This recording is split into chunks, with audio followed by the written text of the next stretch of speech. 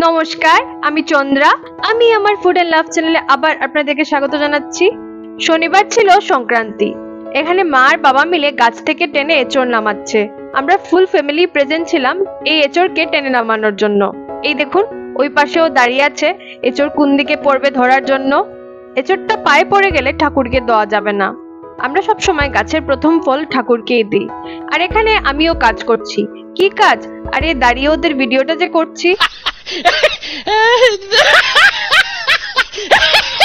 আজকে এটা দিয়ে রান্না হবে এঁচড়ের তরকারি। আর এই যে এখানে বাবা এঁচড়টাকে কাটছে। আমিও কাটতে পারি, কিন্তু বাবা আমাকে কখনোই এসব কাটতে দেয় না। আমি নাকি সেদিনের ছোট্ট মেয়ে, এঁচড় কাটতে পারবো না, আরো হাত কেটে 3 কেলেঙ্কারি করব। তাই সবসময় এগুলো বাবা বা মাই কেটে দেয়। প্রথমেই যা রান্না করলাম তা হলো গিয়ে আম দিয়ে অড়হর ডাল। ফোড়নে দিলাম 2টো শুকনো লঙ্কা, কিছুটা শস্য আর কিছুটা মেথি, তার সাথে একটু চিনি। এই টক মিষ্টি আমের ডালটা খেতে সত্যি দারুণ লাগে। আর সংক্রান্তি মানেই হল আম দিয়ে ডাল, নিম পাতা ভাজা, এঁচড়ের তরকারি। এসব ছাড়া তো সংক্রান্তি ভাবাই যায় না। গরম পড়লেই এই ডালটা আমাদের বাড়িতে একটা কমন আইটেম। তারপর চাপিয়ে দিলাম শাক। এই শাকের মধ্যে একটু বেগুন ভাজা করে দিলেও খুব ভালো লাগে খেতে।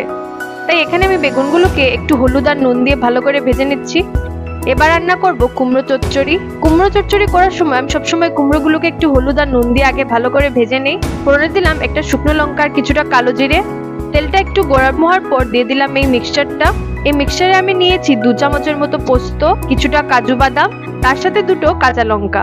মশলাগুলোকে লো ফ্লেমে 5 থেকে 10 মিনিট ভালো করে কষাতে হবে। এইভাবে যখন মশলার উপর তেল ভেসে আসবে তখনই দিয়ে দিলাম এই ভাজা কুমড়োগুলো।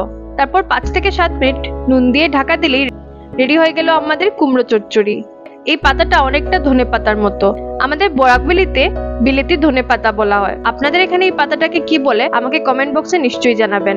আমাদের এখানে এটা মোমোর চাটনিতে, অনেক গ্রেভিতেও ইউজ হয়। এর গন্ধটা দারুণ। তারপর আরেকটা স্পেশাল আইটেম নিম পাতা ভাজা। এবার রান্না করব এঁচড়। এবার এক্সাইটমেন্টটা আরেকটু বেশি ছিল, বিকজ এটা আমাদের গাছের এঁচড়।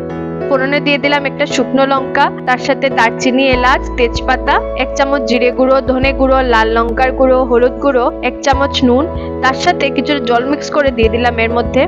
এঁচড়গুলোকে মশলার সাথে মিক্স করার আগে হলুদ আর নুন দিয়ে রিফাইন তেলের মধ্যে একটু ভেজে নিয়েছি। মশলাগুলো ডিরেক্টলি গরম তেলের মধ্যে দিলে পুড়ে যায়, তাই সবসময় আমি জল মিক্স করেই দিই। তার মধ্যে দিয়ে দিলাম কিছুটা টমেটো, সাথে কিছুটা কাঁচা লঙ্কা। এদিকে আমার মশলাও রেডি। মশলার উপর তেল ভেসে উঠেছে। তারপর দিয়ে দিলাম এই ভাজা করা এঁচড় আর আলু। দিয়ে দিলাম কিছুটা আদা বাটা। এঁচড় আর আলুটাকে 10 মিনিট মশলার সাথে ভালো করে কষিয়ে নেব।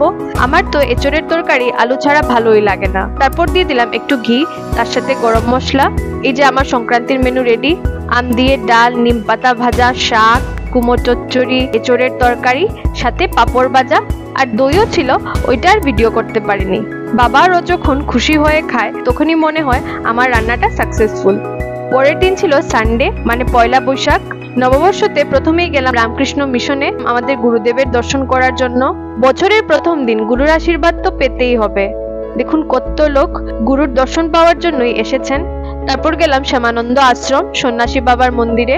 মন্দিরের ভিতরে ভিডিও করা এলাউড না। বাবার মন্দিরে গেলেই মনে একটা অন্য রকমের শান্তি হয়। যেহেতু আমরা সকাল সকাল মন্দিরে গিয়েছিলাম, তাই আমরা দুজনেই কিছু খাইনি। ভাবলাম আজকে নববর্ষটা আমরা বড়াইল ভিউতেই ব্রেকফাস্ট করব। যেমন ভাবা তেমনি কাজ। চলে গেলাম বড়াইল ভিউ রেজেন্সিতে। বড়াইল ভিউতে আমি আগেও গিয়েছি, লাঞ্চ ডিনার করেছি, কিন্তু এইবার ফার্স্ট টাইম গিয়েছিলাম ব্রেকফাস্ট করার জন্য। ভাবলাম গিয়ে দেখি ওদের ব্রেকফাস্ট মেনু কি। গিয়ে যা দেখলাম তা তো আর বলে লাভ নেই। ওদের কোনো ব্রেকফাস্টের অপশনই ছিল না। যাই অর্ডার দেই না কেন ওরা বলে অ্যাভেলেবেল হবে না। এগুলো শুনে আমরা ভেবেছিলাম চলে আসবো। তারপর ভাবলাম এত দেরি হয়ে গেছে, আবার কোথায় যাব, তাই যা পাই তাই খেয়ে নেব। ফাইনালি ওরা বললো ভেজ ক্লাব স্যান্ডউইচ অ্যাভেলেবেল হবে, তো আমরা ওইটাই অর্ডার করলাম। সাথে 2টো অমলেট। আমি নিয়েছিলাম মশলা অমলেট আর ও নিয়েছিল প্লেন অমলেট। সাথে যে ফ্রেঞ্চ ফ্রাইজ ছিল ওইটা ছিল কমপ্লিমেন্টারি। তারপর আমি ট্রাই করলাম ভেজ ক্লাব স্যান্ডউইচটা। স্যান্ডউইচটা ভালোই ছিল, নর্মাল যা হয়, শসা টমেটো, তার সাথে ছিল মেয়োনিজ। এস পার প্রাইস আমার এতটাও কিছু ভালো লাগেনি। তারপর অর্ডার করলো একটা হোয়াইট সস পাস্তা। রুকো যারা, সবার করো। আমার জাস্ট কিছু বলার নেই। এত টেস্টলেস পাস্তা আমি মনে হয় এর আগে খাইনি। না ছিল নুন, না ছিল কোনো মশলা, কিচ্ছু না, শুধু একটু সস বানিয়ে পাস্তাগুলো সেদ্ধ করে দিয়ে দিয়েছে।